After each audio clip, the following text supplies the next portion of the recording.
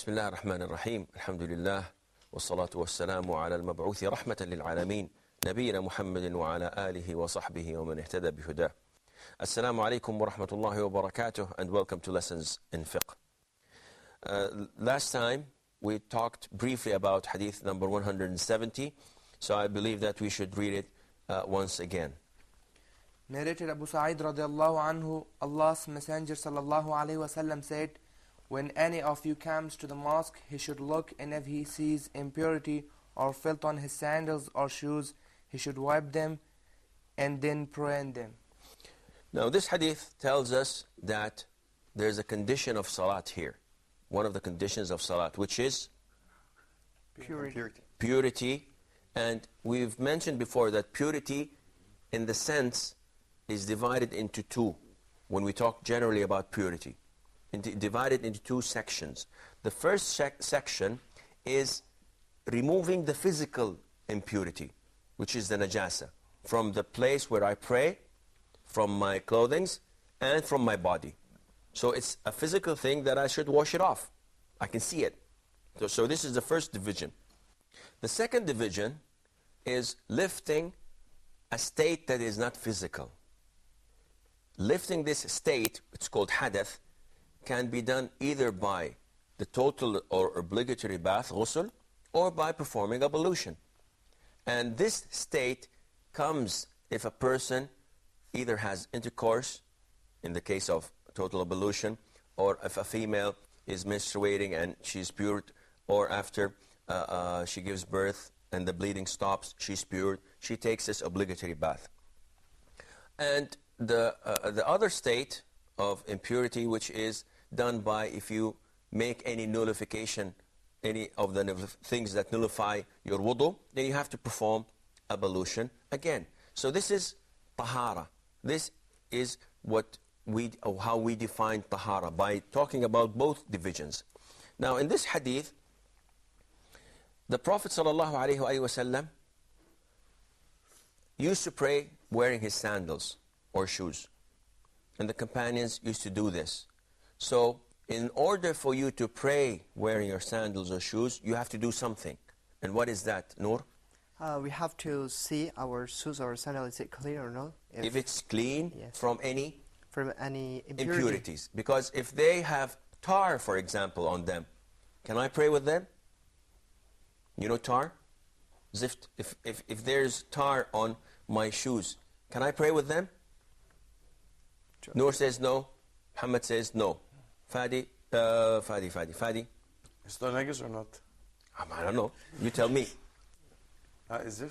I think you can pray with it. When you ask people, how do you feel? He says zift. So it's his tar, you know, his life is tarnished. Mustafa. Well, everything by default is pure, unless there is something from the Quran and the Sunnah that proves it is impure. Which means? It's pure. It's pure. Abu Malik. If it's dry, then it's alright. If the tar is dry, then it's fine. Okay, what about if it's wet? Well, if it's wet, it'll be kind of hard to walk with it, originally, so... No, it's sticky, it's sticky. It's just fresh, and it's on your thobe. Can I pray with it?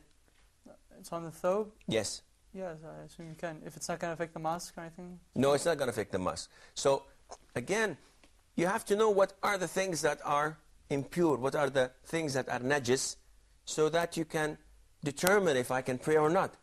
Now, there is a difference, and this is very important. There is a difference between najasa, things that are impure, and things that are not clean. You may have things that are very clean and considered to be impure. For example, a great number of scholars say that alcohol is najis physically, which means that if you have a bottle of perfume and it's very nice, it smells nice, it's considered to be very clean, yet in their opinion it's considered to be najasa. Now, is this the authentic opinion of scholars? No, it's not. The authentic opinion of scholars that alcohol is not physically impure. This means that you can put perfumes, you can wear your perfume and pray. There's no problem in that, even if it contains alcohol. And on the contrary, you could have things that are considered to be not clean, yet you can perform wudu with. We always give this example of when you turn on your faucet and the water comes rusty and dusty, yet it's still called water. Yarhamukumullah. It is still called water. This is yellowish water. Now, would people drink this? No, they say that this is not clean. Yet it's still considered to be water, and you can perform ablution with it. So don't mix things up. Don't mix impurities and najasat with things that are not clean. They're not necessarily related. Now, this also means that if any of us has any impurities, any najasat, whether on his clothing or body, must not be allowed in the mosque. Because the mosque is a holy place, it's a sacred place. Only those who are pure and capable of performing prayer should only be in there. The question that I would like to ask you would be, what happens if I enter the mosque with a najasa on my thobe, on my clothes, and I was not aware of them or of it, and I performed the prayer, and after I performed the prayer I found this najasa, this impurity. Should I repeat the prayer or not, and justify your choice with evidence from the Quran or from the Sunnah? This sounds like a good test. Let's see Brother Noor. You have to repeat again, because one of the conditions of prayers must be pure. Purity. So, yes, Okay. must be pure. It's according to the hadith that we have read before. Okay, Fadi. I'm of the same opinion. You have to be pure in order to pray, and in order to be pure, you have to have the both conditions, performing ablution and removal of anything najasa, and there's a najasa on, so I'm not pure, so I can't pray. So I have to repeat the prayer. Mustafa. Yes, purity Same. is a condition. Okay. So. Abu Malik. Well, if we go back to the hadith of the Prophet ﷺ, there was najasa on his sandals, and Jibreel told him, and he took it off. He didn't stop his prayer and redo it. He just took it. He just removed the najasa and completed his prayer. So if you find it after the prayer, I don't think you have to do the prayer over again. But in the middle of the prayer, you have to remove the article that has it on, if we can. Okay, Mustafa. I agree with the word. You agree with Abu Malik. Muhammad. No, I think he don't have to repeat, because in hadith that we say that al-khata wa nisyan. رفع عن أمتي, that our nation is excused whatever they do out of ignorance, forgetfulness, or mistake. Okay, now what Abu Malik said and was agreed upon by Mustafa is the authentic opinion. It was reported that the Prophet ﷺ once prayed congregation wearing his sandals, and all the companions were wearing their sandals too, because they wanted to follow the Prophet ﷺ exactly in everything that he does. And in the middle of the prayer, the Prophet ﷺ took off his sandals and put them aside. So the companions immediately took off their sandals and put it aside. And when the Prophet ﷺ finished prayer, he asked them, "Why did you take off your sandals during prayer?" They said, "Well, that's easy. You took it off, we took it off. You are our leader. Whatever you do, we follow you." He told them, "The archangel Jibreel came to me and told me that there is impurity on your sandals.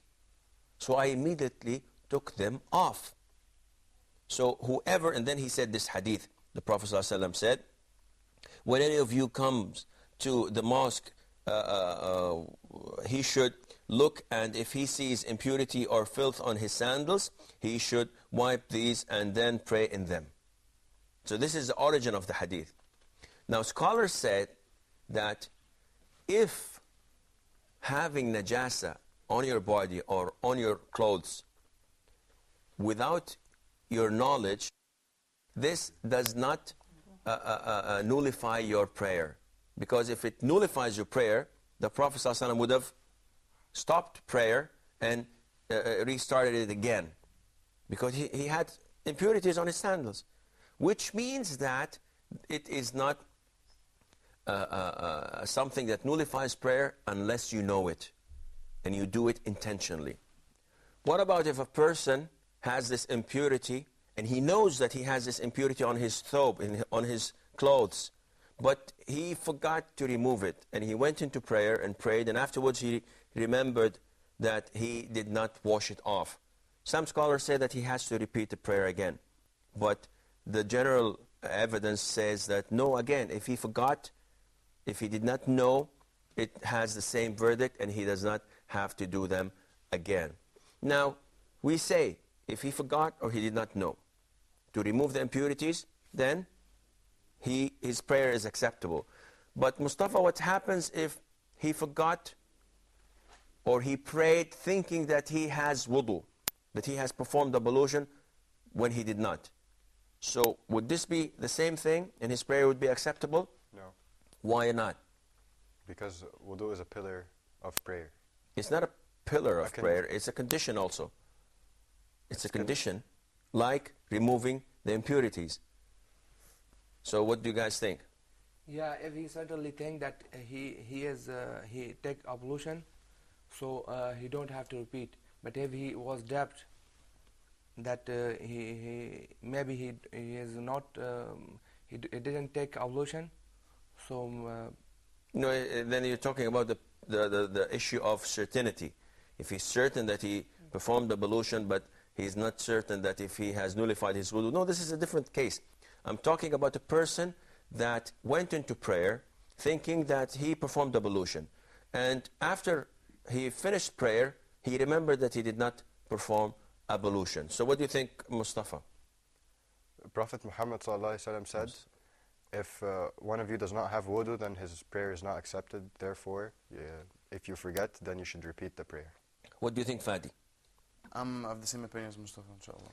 Well, scholars say, especially Ibn al-Qayyim, there is a difference between when you are told not to do something and you forget, and when you are told to do something and you forget. So the things that you're forbidden to do, if you do them unintentionally due to forgetfulness or due to ignorance, you don't know that it's not acceptable, then there is no problem. Whatever was done, and there's no thing for you to do. But if you were told to do something and you forget it out of forgetfulness, then you have a problem. I'm going to reiterate on this point, inshallah, just after the break.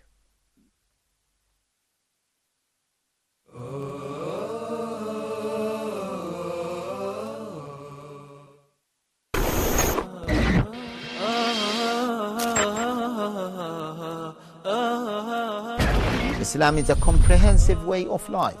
It deals with everything. The Prophet ﷺ wanted to empower people, and he wanted them to feel the responsibility, not just to rely on the state. The companions radiallahu ta'ala anhum, and in particular Abu Bakr, Umar, Uthman, Ali, in the beginning they were not pleased and they were not proud to become the Khalifa. These days we see the candidates running to become the amirs. Islamic State has to provide all inhabitants with the basic needs. It has to fulfill their basic needs. One of the main foundations of the Islamic State is to establish justice.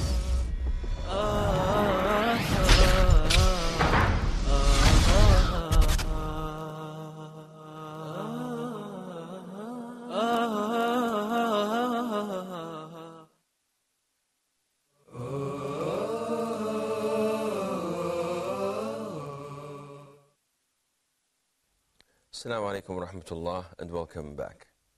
Just before the break, we talked about the difference between when a person does not do something out of forgetfulness, though he is ordered to do it, and when he does something he is denied from doing out of forgetfulness. And I give you an example. In Hajj, there are things, in pilgrimage, there are things that you're not supposed to do. You're not supposed to, when in the state of ihram, you're not supposed to put perfumes, you're not supposed to cover your head, you're not supposed to wear shirts or trousers. Now, you're not supposed to. This is mahdhur. You are forbidden from doing this. Now, if a person does any of what was mentioned, because he forgot, or he did not know the verdict, he did not know it was forbidden, scholars say that he does not have to do anything. He doesn't have to do or pay anything because he has the excuse of forgetfulness and he has the excuse of ignorance. On the contrary, if a person does not perform an obligatory act in Hajj, such as tawaf al-wada', farewell tawaf, or does not spend the night in Muzdalifah until the break of dawn, or does not, or moves from Arafah before sunset, and these are all obligatory things. If he does them out of ignorance, he didn't know, or he does them because he forgot, he has to slaughter a sheep. There's no burden on him at the side of Allah. He's not sinful. But because he left something that he was supposed to do, he has to slaughter a sheep. Likewise in prayer. Now, one would argue and say that you are ordered to clean your thobes. Well, this is, again, philosophical. Because actually you are ordered not to allow dirt, impurities, and filth to come into your thobes. But you are ordered to perform ablution.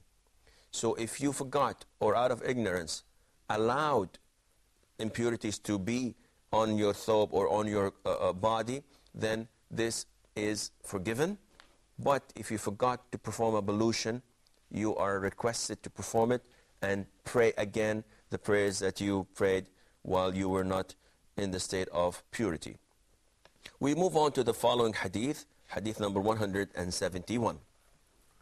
Narrated by Abu Hurairah radiyallahu anhu, Allah's Messenger sallallahu alayhi wasallam said, if one of you steps on filth with his two leather socks, then the earth is their purification. What do we understand from this hadith?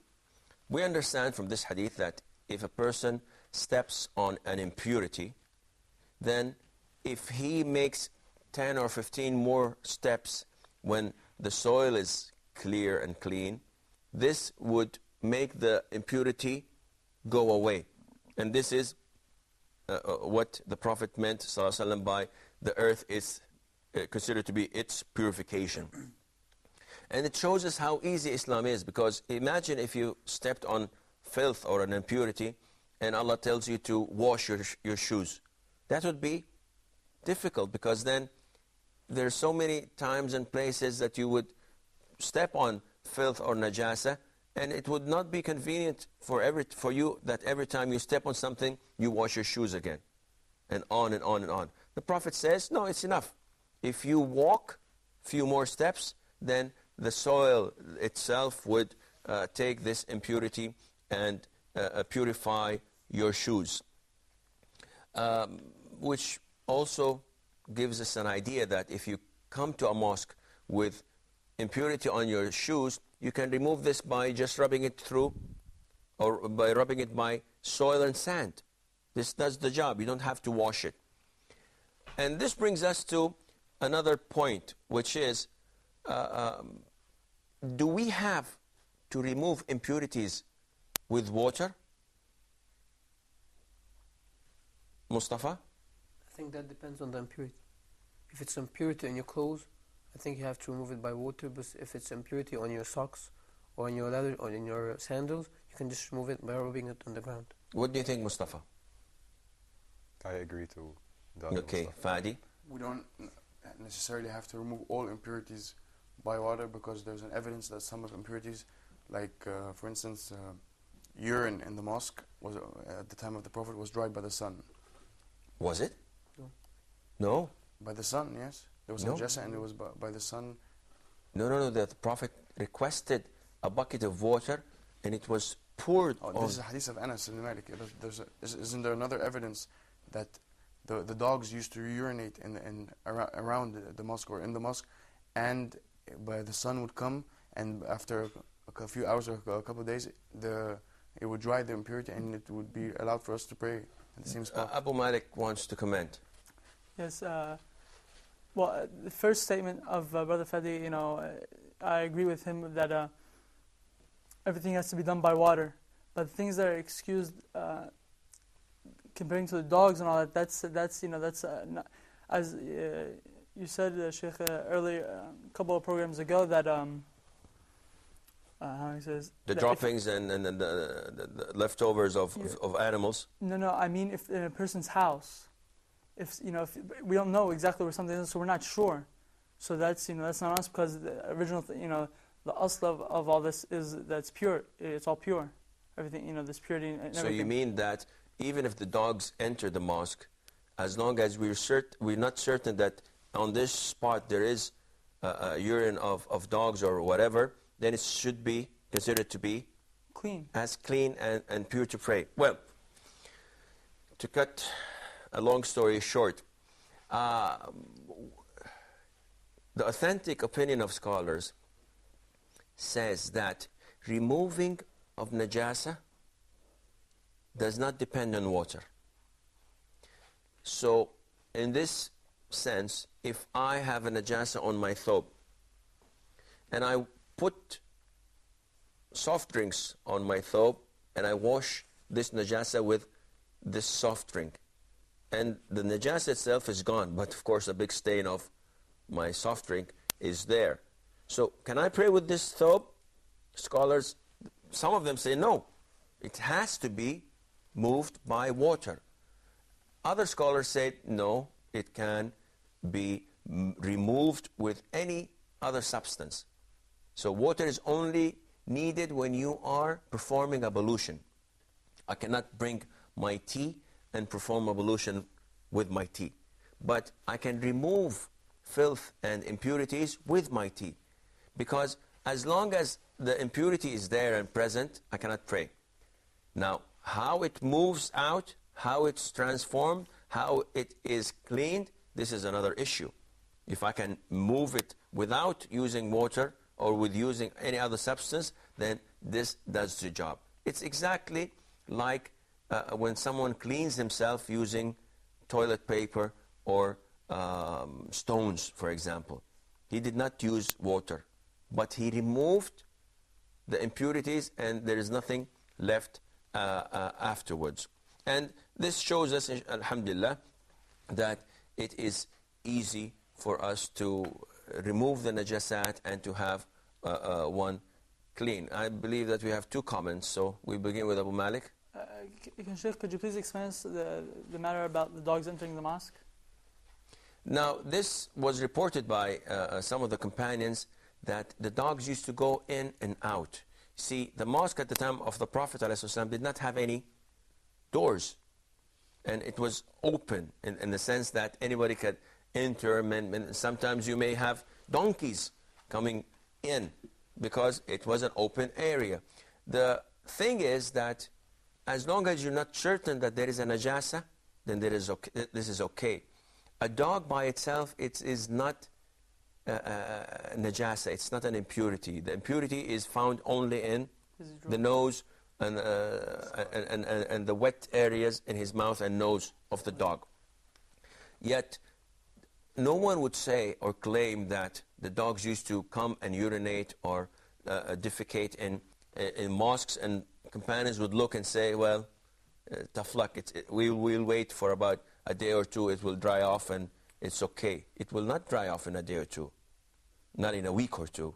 Maybe probably take a month or two after being exposed to the heat of the sun, so it would completely dissolve and go.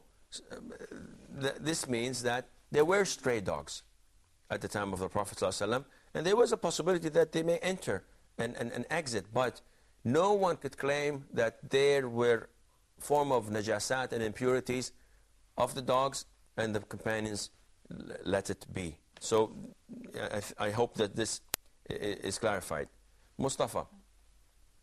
Yes, I wanted to ask about using something that is pure in itself but not water to remove impurity, like using Pepsi to remove impurity, as you said. Well, why not Coca-Cola? Why Pepsi?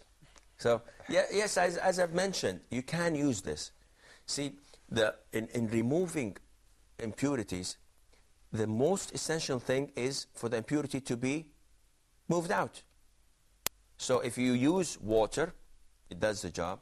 If you use soft drinks, it does the job. If you rub it off, if it's hard, rubbing it off does the job for you. So, does this answer your question? You can do this. And this is the choice of Shaykh al-Islam bin Taymiyyah, that removing the filth and impurities by any means does the job. You don't have to have water to do this. Of course, some scholars say you have to. Does this also include ghusl? Can you do ghusl with anything? Now, I think I made myself clear. There is a difference between removing impurities and there's a difference between lifting al-hadath. Now, to perform ablution or to perform obligatory bath, you have to have water. There is no substance that does or take the role of water, except when you cannot use water, then you do tayammum, the dry ablution using the soil. But for removing the filth from the place where I'm praying, for example, if there's urine in the place where I usually pray, and I traveled and I came after 1 month, it was exposed to the sun, I come, the stain is not there, the smell is not there, the taste, I'm not going to eat my carpet though, it has gone, it's dissolved, it's disappeared completely. Do I have to wash it again? No, I don't. I can pray, because there are no characteristics of najasa, no smell and no color, no taste, and so on. And even the color, some scholars have their different opinions regarding it. I'm afraid that this is all the time we have for today's program. So inshallah, until we meet next time, fi amanillah, wassalamu alaikum wa rahmatullahi wa barakatuh.